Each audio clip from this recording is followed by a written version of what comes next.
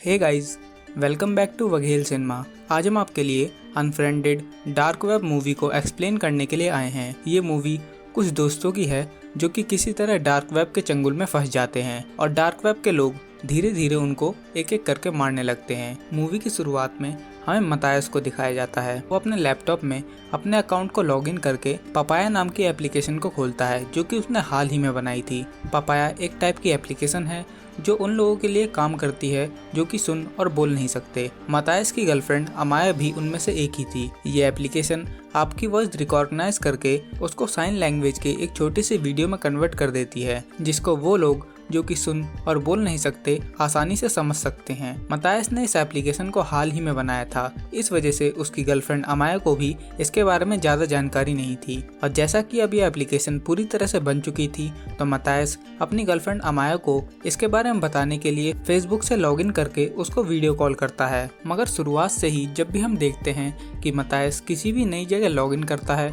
तो उस लॉगिन करने वाले बॉक्स में पहले से ही किसी नोरा सी नाम का अकाउंट रजिस्टर हो रखा था, जिसके बारे में हमें आगे पता चलेगा। थोड़ी ही देर में मतायस की वीडियो कॉल अपनी गर्लफ्रेंड अमाया से कनेक्ट हो जाती है और मतायस अपनी गर्लफ्रेंड अमाया को उस पपाया एप्लीकेशन का डेमो देता है। मगर एप्लीकेशन को समझाने के तुरंत बाद ही अचानक से मतायस का लैपटॉप हैंग कर जाता है और उसका वीडियो कॉल कट जाता है। अब हमें थोड़ी देर बाद का समय दिखाया जाता है। मतायस का लैपटॉप अब ठीक से चलने लगा था। मतायस और उसके सभी दोस्त एक साथ वीडियो कॉल करने का प्लान बनाते हैं, मगर इससे पहले कि मतायस सबसे कनेक्ट हो पाता उसके फेसबुक अकाउंट पर कुछ मैसेज आने लगते हैं। मगर ये मैसेज मतायस के अकाउंट पर नहीं थे। ये मैसेज उन अकाउंट पर थे जो कि पहले से ही हर जगह पर रजिस्टर हुआ था, यानी नोरा सी के अकाउंट पर। और इससे पहले कि मतायस इन मैसेज को खोलकर देख पाता उसके दोस्तों का वीडियो कॉल अचानक से आ जाता है और मतायस उनसे बात करने लगता है। अब मतायस और उसके सभी दोस्तों के बीच में बातें होने लगती हैं। मतायस के दोस्त हैं एजे, लेक्स, नारी, सेरिना, डेमन और उसकी गर्लफ्रेंड अमाया। मतायस अपने दोस्तों से बात करते करते उनको अपने नए लैपटॉप के बारे में बताता है। वो कहता है कि ये लैपटॉप उसने हाल ही में लिया है और ये बिल्कुल अच्छे से काम कर रहा है। मगर तभी दोबारा फिर से मतायस का लैपटॉप हैंग करके बंद हो जाता है। अब मतायस थोड़ी देर बाद उस लैपटॉप को दोबारा खोलता है तो वो देखता है कि उस नोरा सी के अकाउंट पर लगातार मैसेज आए जा रहे हैं और इस बार मतायस उसके अकाउंट को खोलकर मैसेज पढ़ने लगता है। सभी मैसेज को पढ़कर मतायस हैरान रह जाता है क्योंकि उस अकाउंट पर अलग अलग लैंग्वेजेस में मैसेज पड़े हुए थे और उन सभी मैसेजेस में लोगों द्वारा नोरा सी से पैसे ही मांगे जा रहे थे। मगर मतायस इन सभी बातों पर ज़्यादा ध्यान नहीं देता और वापस अपने दोस्तों से वीडियो कॉल पर कनेक्ट हो जाता है। वीडियो कॉल कंटिन्यू चल रही थी और उसी बीच मतायस अपने दोस्त डेमन से पूछता है कि उसका लैपटॉप बार बार हैंग करने का क्या कारण है। तो मतायस का दोस्त डेमन बताता है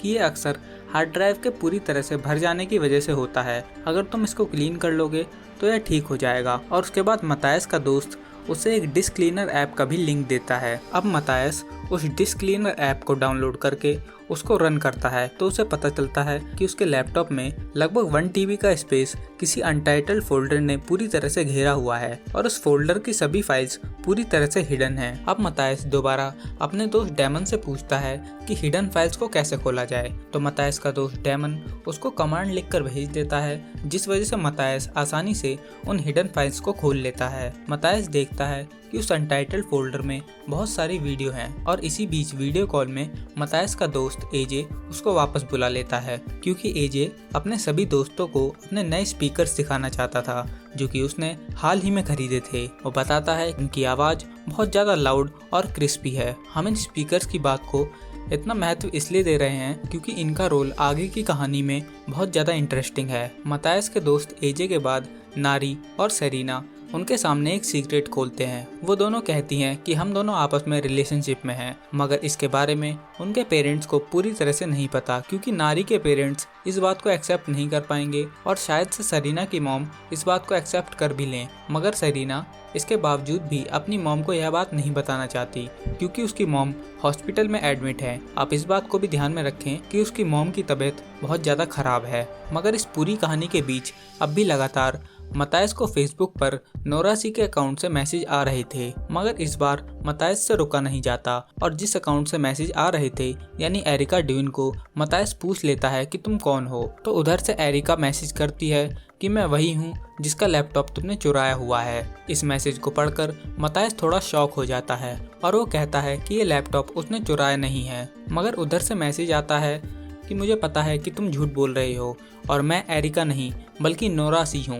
एरिका मेरी फ्रेंड है और मैं उसी के पास में बैठकर तुमसे मैसेज में बात कर रहा हूँ। और यहाँ पर हमें पता चल जाता है कि मतायस, जिसने अपने सभी दोस्तों को यह बताया था कि ये लैपटॉप उसने खरीदा है, वो झूठ बोल रहा था। और हमें यह राज भी अब क्लियर हो जाता है कि जब भी मतायस किसी नई जगह पर लॉगिन कर रहा था तो वहाँ पर पहले से ही किसी नोरा सी नाम के अकाउंट का रजिस्ट्रेशन हो रखा था। ऐसा इसलिए था क्योंकि मतायस ने लैपटॉप खरीदा नहीं था, बल्कि ये लैपटॉप उसने एक साइबर कैफ़े के साइड में से उठा लिया था। इसी वजह से हर लॉगिन रजिस्ट्रेशन में पहले से ही नोरा सी नाम का अकाउंट लॉगिन था और शायद से लैपटॉप उसी इंसान का है। अब मतायस बहुत ज़्यादा घबरा चुका था। उसे लग रहा था कि उसकी चोरी जल्द ही सामने आने वाली है। इस वजह से मतायस उस लैपटॉप को शट डाउन करने वाला था। मगर तभी अचानक से उसके पास एक और मैसेज आता है। इस बार वो मैसेज किसी शैरन नाम के अकाउंट से आया हुआ था और वो उससे काम के बाद पैसे ट्रांसफ़र होने की बात कर रहा था। मतायस उस अकाउंट से मैसेज करके बात करने की कोशिश करता है, मगर उधर से रिप्लाई आता है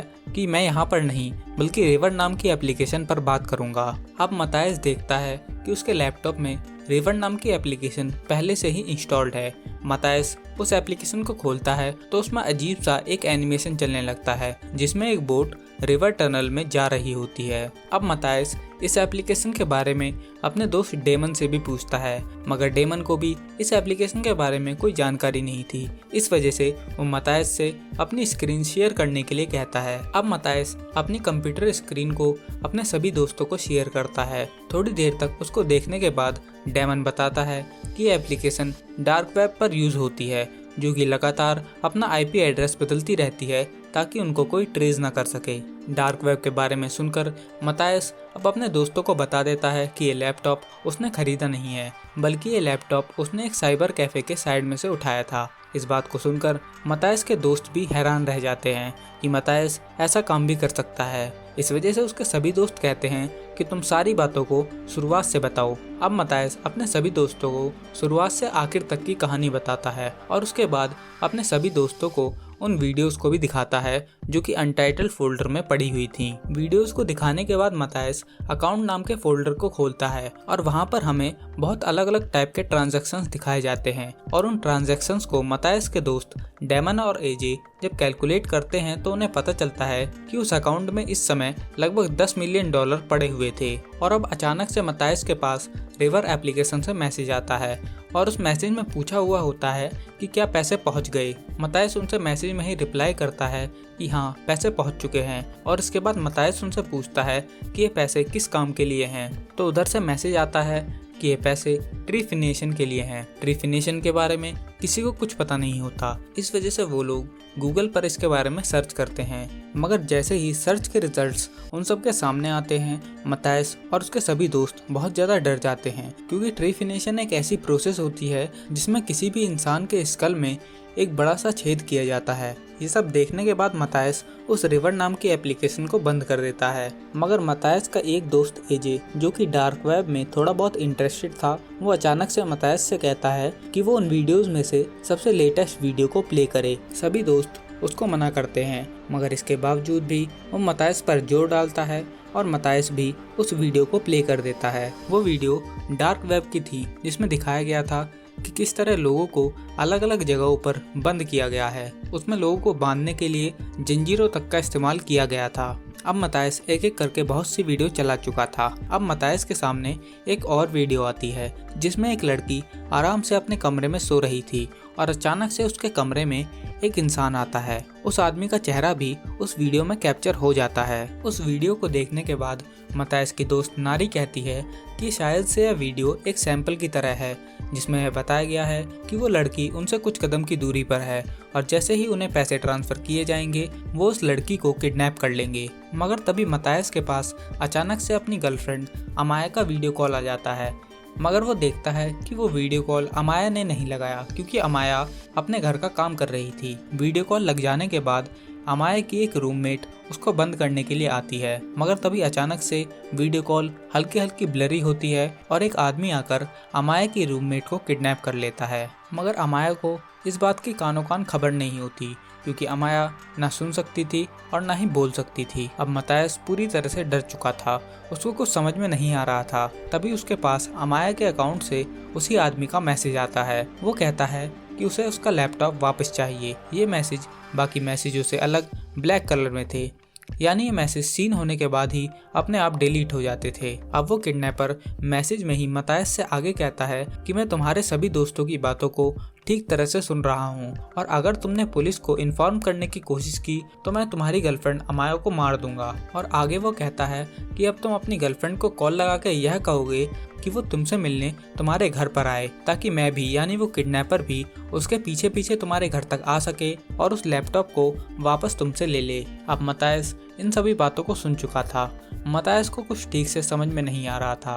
वो अपने दोस्तों के पास वापस वीडियो कॉल पर जाता है तो वहाँ पे उसे पता चलता है कि उसके सभी दोस्त मिलकर एक साथ पुलिस को कांटेक्ट करने की बात कर रहे थे। ये सुनकर मतायस डर जाता है, क्योंकि अभी उसे किडनैपर की धमकी आई थी कि किसी भी तरह से पुलिस को इस बात का पता नहीं चलना चाहिए। मतायस को समझ में नहीं आ रहा था कि किस तरह वो अपने फ्रेंड्स को कन्विंस करे ताकि वो इस बात को पुलिस के पास लेकर ना जाएं। किडनैपर भी मतायस को लगातार मैसेज कर रहा था कि अगर ये बात पुलिस के पास गई तो तुम्हारी गर्लफ्रेंड मारी जाएगी। अब अपने दोस्तों को रोकने के लिए मतायस थोड़ी देर सोचता है और उसके दिमाग में एक आइडिया आता है। वो कहता है कि अब तक तुमने जिस भी चीज़ को देखा वो एक झूठ थी, क्योंकि यह सब कुछ मैंने ही करवाया था। यह मेरे द्वारा बनाया गया एक लेटेस्ट गेम है और इस गेम को मैं तुम्हारे ऊपर टेस्ट करके तुम्हारे रिएक्शंस चेक करना चाहता था। थोड़ी ही देर में मतायस एक आधा और झूठ बोलकर अपने सभी दोस्तों को इस बात के लिए कन्विंस कर चुका होता है कि अब तक उन्होंने जो चीज़ देखी थी वो सब कुछ झूठ थी। अब तक मतायस अपने दोस्तों को कन्विंस कर चुका था, मगर अब मतायस अपनी गर्लफ्रेंड अमाया को कॉल करता है और वो किसी तरह उसे अपने घर पे बुलाने के लिए कन्विंस कर लेता है। अब मतायस दोबारा अपने दोस्तों के पास बात करने लगता है, मगर तभी मतायस की एक दोस्त लेक्स की मॉम का कॉल आ जाता है और वो अपने सभी दोस्तों से दूर अपनी मॉम से बात करने के लिए चली जाती है। अब मतायस उस लास्ट वीडियो वाली लड़की को इंटरनेट पर सर्च करने लगता है तो उसे पता चलता है कि ये उसी लड़की का अकाउंट है जिससे उसको नोरा सी ने मैसेज किया था और कह रहा था कि ये लैपटॉप मेरा है। यानी उस हैकर ने पहले उस लड़की को किडनैप किया और फिर उसी के फेसबुक अकाउंट से मतायस से लैपटॉप लेने के लिए मैसेज किया। मतायस इन सब बातों को समझ चुका था और वो थोड़ा डरा हुआ था, क्योंकि अब वो एक बहुत बड़ी मुसीबत में फंस चुका था। तभी अचानक से उसके दिमाग में एक आइडिया आता है। वो अपने नाम से एक नया अकाउंट खोलता है और फिर उसके बाद हैकर के $10 मिलियन जो कि उस लैपटॉप के सेव्ड अकाउंट में रखे हुए थे उनको अपने अकाउंट में ट्रांसफ़र कर लेता है। और अब मतायस हैकर को धमकी देता है कि अगर तुम्हें पैसे वापस चाहिए तो तुम्हें अमाया को बिना कुछ नुकसान पहुंचाए उसके घर से बाहर निकलना होगा और वो लड़की एरिका जिसको तुमने किडनैप किया है उसको तुम लोग छोड़ दोगे। मतायस की धमकी सुनकर हैकर डर जाता है और तुरंत ही मतायस को वीडियो कॉल करता है और कहता है कि तुमने पैसे ट्रांसफर करके एक बहुत बड़ी गलती कर दी है। अब तुम्हारे पीछे सर्कल यानी हमारा हैकर ग्रुप पूरी तरह से तुम्हारे पीछे पड़ जाएंगे। इसी बातचीत के बीच मतायस के पास रिवर एप्लीकेशन पर एक दूसरा मैसेज आता है जिसमें किसी कोड की बात की जा रही थी आइडेंटिटी वेरिफिकेशन के लिए। मतायस हैकर से उस आइडेंटिटी वेरिफिकेशन कोड को पूछता है, मगर हैकर कहता है कि तुम बहुत गलत कर रहे हो। अगर सर्कल के लोगों को लैपटॉप खोने के बारे में जरा भी भनक पड़ गई तो वो मेरे साथ साथ तुम्हें और तुम्हारे सभी दोस्तों को भी मार देंगे। मगर मतायस हैकर की एक बात नहीं मानता और लगातार उससे कोड पूछता है। टाइम ज़्यादा बीत जाने की वजह से हैकर भी प्रेशर में आ जाता है और मतायस को कोड बता देता है। कोड को डालने के बाद सर्कल के लोगों को कोई शक नहीं होता और मतायस वापस अपने दोस्तों के पास बात करने के लिए आ जाता है। मगर अचानक से ही उनकी स्काइप की वीडियो कॉल में अननोन बहुत सारे अकाउंट्स ऐड हो जाते हैं। उनके बारे में उनमें से किसी को पता नहीं था और उन्हीं में से एक अकाउंट से एक वीडियो चलने लगती है। उस वीडियो में एक लड़की छत पर खड़ी हुई थी और वो लड़की कोई और नहीं इन सब लोगों की दोस्त लेक्स थी, जो कि यहाँ से कुछ ही देर पहले अपनी मॉम से बात करने के लिए गई थी। उस वीडियो में जिसमें लेक्स छत पर चढ़ी हुई थी, अचानक से कोई पीछे से आकर उसे धक्का देता है और लेक्स ऊपर से नीचे गिरकर मर जाती है। इतने खौफनाक मंजर को देखने के बाद सभी दोस्त डर जाते हैं। उनको कुछ नहीं सूझ रहा था। वो मतायस से पूछते हैं कि कहीं ये भी तुम्हारे गेम का कोई पार्ट तो नहीं। इतने में ही मतायस के पास अमाया की तरफ से वीडियो कॉल आ जाता है। वीडियो कॉल में अमाया मतायस को बताती है कि वो जल्द ही तुम्हारे घर पे पहुंचने वाली है। मतायस अमाया से कहता है कि तुम आते हुए वीडियो कॉल को कट मत करना और वापस अपने दोस्तों के पास आ जाता है। अब तक मतायस के दोस्तों के मन में बहुत अलग अलग सवाल उठ चुके थे और उन सब लोगों ने मिलकर पुलिस के पास जाने का प्लान बना लिया था। जैसे ही मतायस को पुलिस वाली बात पता चलती है, वो कहता है कि थोड़ी देर रुक जाओ, मैं तुम्हें सारी बातें बता दूंगा। वो ऐसा इसलिए कहता है क्योंकि अमाया जिस रास्ते से आ रही थी उस रास्ते के बीच ही एक अंडरग्राउंड टनल भी आती थी जिसमें कनेक्शन पूरी तरह से लॉस्ट हो जाता था और मतायस कनेक्शन लॉस्ट होने का ही इंतजार कर रहा था ताकि हैकर उनकी किसी भी बात को ना सुन सके। थोड़ी ही देर में अमाया का कनेक्शन लॉस्ट हो जाता है, यानी हैकर और अमाया दोनों के दोनों अंडरग्राउंड टनल के नीचे हैं और हैकर मतायस की किसी भी बात को अब नहीं सुन सकता। अब मतायस अपने दोस्तों को शुरुआत से आखिरी तक सारी बातें बता देता है और कहता है कि अभी थोड़ी देर में ही वो हैकर ऑनलाइन आ जाएगा और हम सबको उसके सामने नॉर्मल रहना है ताकि उसको किसी भी प्रकार का शक ना हो और वो अमाया को कोई नुकसान ना पहुंचाए, ताकि अमाया सेफली उसके घर पर आ सके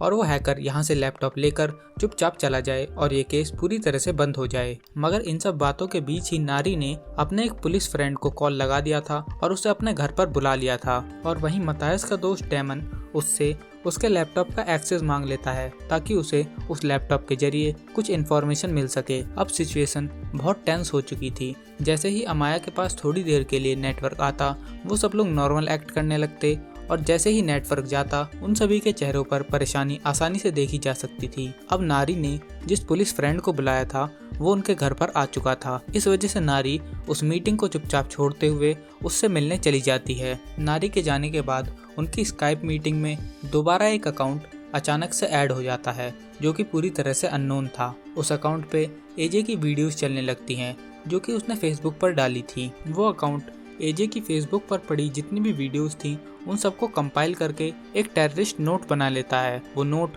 कुछ इस तरह था: मैं तंग आ चुका हूँ इस करप्शन से। ये सचमुच इमरजेंसी है तो मैं जा रहा हूँ अपने गन्स और एक्सप्लोजिव्स लेकर मॉल में जहाँ एक बड़ा धमाका होने वाला है। और इसी कंपाइल ऑडियो के साथ वो हैकर पुलिस को कॉल कर देता है। जैसे ही कॉल कनेक्ट होता है वो इस ऑडियो को प्ले कर देता है जिसको सुनकर पूरी तरह से जाहिर हो रहा था कि कोई इंसान मॉल में ब्लास्ट करने वाला है। पुलिस तुरंत ही इस कॉल को सुनकर थोड़ी देर में एजे के घर पर पहुंच जाती है। पुलिस के आ जाने से एजे डर जाता है और वो उनको रोकने के लिए गेट की तरफ बढ़ने लगता है। मगर इसी बीच अचानक से एजे का लैपटॉप भी हैक हो जाता है और उस लैपटॉप से शॉटगन का साउंड इफेक्ट डाउनलोड किया जाता है और उस साउंड इफेक्ट को एजे के नए स्पीकर्स जो कि उसने शुरुआत में अपने दोस्तों को दिखाए थे उसमें फुल साउंड में प्ले कर देता है। इस आवाज़ को सुनने के बाद पुलिस को ऐसा लगता है जैसे कोई इंसान नीचे शॉटगन के साथ उनका सामना करने के लिए खड़ा हुआ है। इस वजह से पुलिस एजे के ऊपर गोली चलाकर उसे मार देती है और इस तरह उनका एक और दोस्त उनकी आंखों के सामने ही मारा जाता है। एजे के मरने की वजह से उसके सभी दोस्त रो रहे थे। मगर तभी उसी बीच मतायस के पास दोबारा हैकर की तरफ से मैसेज आता है और वो मतायस से कहता है कि मेरे ग्रुप सर्कल के लोग लैपटॉप के खोने की बात को जान चुके हैं, इस वजह से अब वो अमाया को स्टेशन पर ही मार देगा। ये सब देखकर सरीना कहती है कि इस बार डरने की कोई बात नहीं क्योंकि नारी अपने पुलिस दोस्त के साथ स्टेशन की तरफ पहुंच चुकी है और वो वहां पर पहुंचकर अमाया को बचा लेंगे। तभी दोबारा फिर से हैकर उनकी वीडियो कॉल में आ जाता है, मगर इस बार आकर वो 2 लाइव फुटेज चलाता है। एक फुटेज में नारी जो कि स्टेशन पर खड़ी हुई थी और दूसरी फुटेज सरीना की मॉम की होती है जिसमें दिखाया जाता है कि सरीना की मॉम पूरी तरह से बीमार हैं और वो एक हॉस्पिटल में एडमिट हैं। इन दोनों लाइव फुटेज को दिखाने के बाद